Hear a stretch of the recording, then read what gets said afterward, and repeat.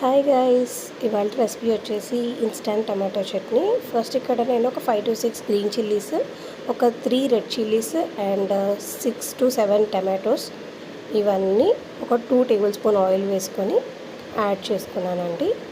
ఇవి కొంచెం అలా టర్న్ అవుట్ అయిన తర్వాత ఒక చిన్ని లెమన్ సైజ్ అంతా చింతపండు తీసుకున్నాను.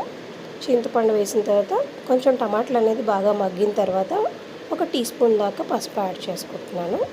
పసుపు అంతా యాడ్ చేసుకున్న తర్వాత వాటర్ అంతా ఇంకిపోయేదాకా కుక్ చేసుకోవాలి.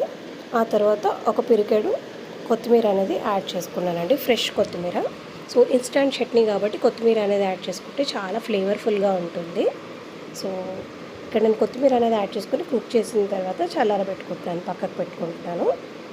సో చల్లారిన తర్వాత మనము ఒక మిక్సీ జార్ తీసుకొని అందులో మనం ఫస్ట్గా కుక్ చేసుకున్న చిల్లీస్, చింతపండు, ఇంకా కొన్ని వేయించిన పల్లీలు ఇవన్నీ యాడ్ చేసుకొని పల్స్ మోడ్లో కొంచెం గ్రైండ్ చేసుకోవాలండి.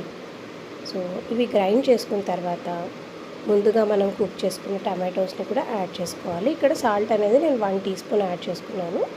సో మీ రుచికి తగ్గట్టు మీరు సాల్ట్ అనేది యాడ్ చేసుకుంటే సరిపోతుంది. సో టమాటోస్ అన్నీ యాడ్ చేసుకొని ఒకటే పల్స్ ఇవ్వాలండి టమాటోస్కి కూడా, ఎందుకంటే ఎక్కువగా తిప్పేస్తే మొత్తం పేస్ట్లా అయిపోతుంది. కచ్చాపచ్చగా ఉంటేనే ఇది బాగుంటుందన్నమాట. సో నెక్స్ట్ బాండ్లీ పెట్టేసి ఆయిల్ వేసి ఆవాలు, జీలకర్ర, కరివేపాకు వేసుకున్నాను. ఇక్కడ కావాలంటే మీరు ఇంగువ అండ్ ఎండుమిరపకాయలు కూడా యాడ్ చేసుకోవచ్చు.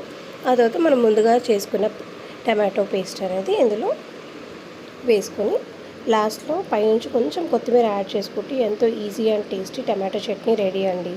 చాలా బాగుంటుంది. చపాతీలోకైనా, రైస్లోకైనా, స్పెషల్లీ దోశ, ఇడ్లీలోకి అయితే చాలా బాగుంటుంది.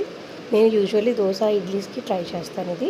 సో ఒకవేళ మీకు రెసిపీ నచ్చితే కనుక మీరు కూడా ట్రై చేసి ఎలా టర్న్ అవుట్ అయిందో నాకు కామెంట్స్లో తెలియచేయండి. అండ్ మీకు రెసిపీ డీటెయిల్స్ ఇంకేమైనా కావాలనుకున్నా కామెంట్ బాక్స్లో తెలియచేయండి, నేను తప్పకుండా మీకు రిప్లై ఇస్తాను. థ్యాంక్ యూ అండి. వీడియో నచ్చితే సబ్స్క్రైబ్ చేసుకోండి.